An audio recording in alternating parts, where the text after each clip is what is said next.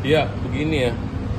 Ini kita mengajukan memori kasasi ya, udah hari apa kemarin ya? Rabu ya? Sebelum Rabu kemarin, Selasa tuh.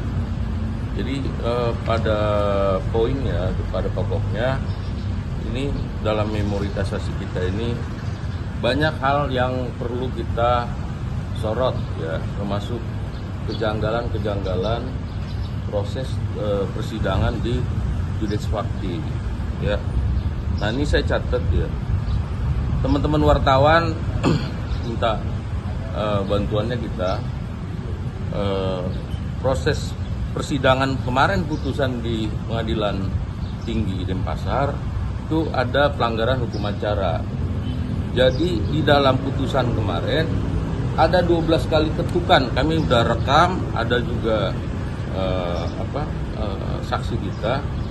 Jadi dalam proses putusan Pengadilan Tinggi itu 12 kali ketukan ya, diputus 3 kali, udah ditutup 3 kali, buka lagi 3 kali, hitung-hitung 12 ya. Terus dalam masa soal penetapan masa penahanan itu ditetapkan oleh PT 3 Juni sampai 2 Juli 2026 ya, dengan hakim yang tanda tangan hanya dua orang ya, penetapannya hanya 2 orang hakim.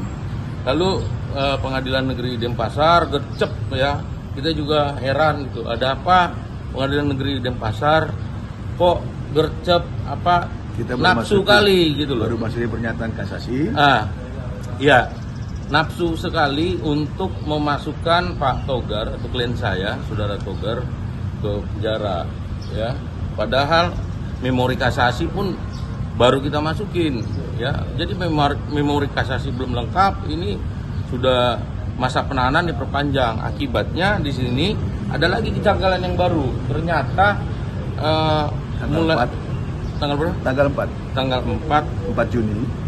Bukan 4 Juni, 3 Juni sampai 2 Juli. Jadi diperpanjang oleh Mahkamah Agung. Ya, surat itu dikirim ke Mahkamah Agung tanggal 4. Tanggal 4, ya. Dan tanggal 4 Juni juga dibalas sama Mahkamah Agung. Iya. Jadi di dalam surat itu diajukan tanggal 4 Juni dan dibalas 4 Juni juga. Ya itu prosedur memang ya. Tapi yang menjadi kejanggalan yang kita sorot lagi, Mahkamah Agung itu memperpanjang penahanan sejak 24 Juli. Ya, 24 Juli. Jadi dari 2 Juli dari PT masa berakhir diperpanjang 24 Juli. Jadi ada 22 hari ya, saudara Togar, Pak Togar ini klien kami, menjadi manusia merdeka. Lalu ditahan lagi, tahanan kota ya.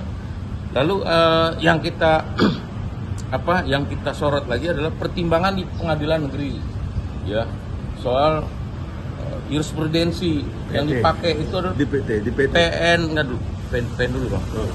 Di PN Surabaya ya.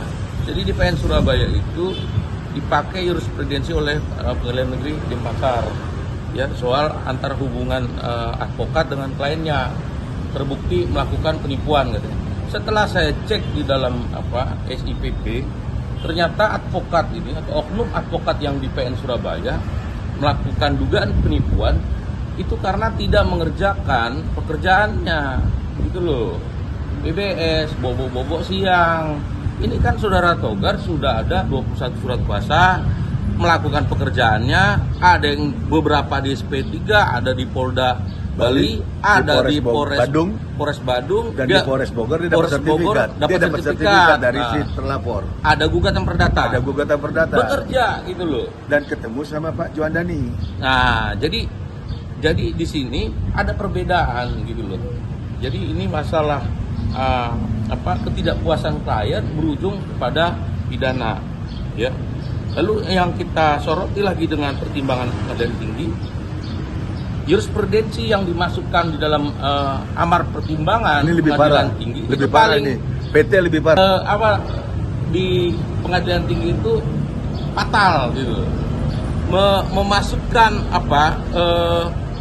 istilah jurisprudensi tanpa nomor jurisprudensi, ya. Jadi ada istilah berdasarkan jurisprudensi begitu dalam amar pertimbangannya, tetapi tidak menguraikan nomor berapa, putusan berapa, tahun berapa. Hakim Ya. siapa? Nah, hakimnya siapa, perkara yang mana.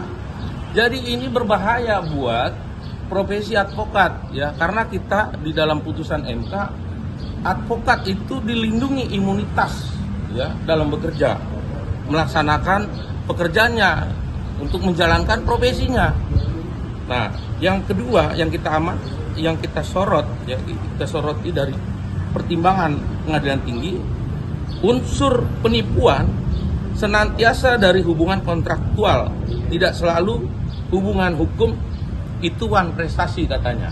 Jadi itu salah satu amar pertimbangan pengadilan tinggi bahwa kontraktual itu, ya, itu pidana katanya. Nah, itu kan sesat, ya, sesat pikir saya lihat. Yang ketiga, dalam amar pertimbangan itu yang janggal, ya, yang keliru, ya, membahas kode etik, ya, tetapi tidak tidak membahas apakah ada putusan kode etik atau Dewan Perwakilan. peradilan etik dari organisasi advokat, ya. Nah, ini tentu sangat berbahaya untuk profesi advokat ke depannya, ya. Jadi siapapun yang menjalankan profesi advokat kepada kliennya berpotensi keras untuk dikriminalisasi karena ketidakpuasan kliennya. Jadi kalau kliennya kalah, tidak puas, itu bisa dipidana, ya. Jadi putusan di pengadilan tinggi ini menegaskan bahwa kontraktual itu adalah pidana. Nah, itu bahaya sekali, ya. Saya lihatnya itu sesat pikir yang sangat fatal, ya, termasuk soal jurisprudensi. Nggak dimasukin, ya. Iya. Nomor berapa. Jurisprudensi kosong. Yang jelas yang kami bantah dalam dalam memori kasasi. Dan diperburuk lagi, Iya. undang-undang advokat tidak diperhatikan, putusan MK tidak diperhatikan. Iya. Padahal itu sudah merupakan undang-undang. Iya. Dan yang diperburuk, yang dia pakai adalah pasal yang mana? Pasal melalui undang-undang lama atau KUHP yang baru? Iya. Kalau KUHP yang baru kan di bawah 5 tahun, Iya. tidak di Tahan. Nah, ini tambahan, ya, Ya. dari kita di pertimbangan hakim itu, imunitas hanya berlaku atas dasar itikat baik, itu kalimatnya, ya, tanpa menjelaskan apakah ada peradilan etik terhadap saudara atau enggak. itu penting, Ya, itu. jadi kalau saya sampaikan, saya analisa putusan pengadilan tinggi itu namanya ultra vires, melampaui kewenangannya karena tidak ada peradilan etik, ya. Jadi kesimpulan kita, ya, dalam proses memori kasasi, pengajuan kasasi ini, 613-nya ya, bahwa pengadilan tinggi ini atau pengadilan negeri juga, ya, mengabaikan kesepakatan bersama, ya, yang sudah disusun oleh Mahkamah Agung, ada di situ, DPR ada di situ, pemerintah ada di situ, kejaksaan ada di situ, Polri di situ saat penyusunan KUHP baru, bahwa ada pasal 613 ayat 3 bahwa hukum pidana ditempatkan sebagai ultimum remedium. Primum remediumnya adalah administrasi, ya.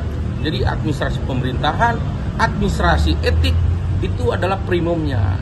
Jadi kesimpulan kita, ya, ada banyak hal yang menurut kita bahwa proses peradilan yang berlangsung mulai dari penyidikan, penuntutan sampai di pengadilan tinggi adalah rangkaian proses peradilan sesat, ya.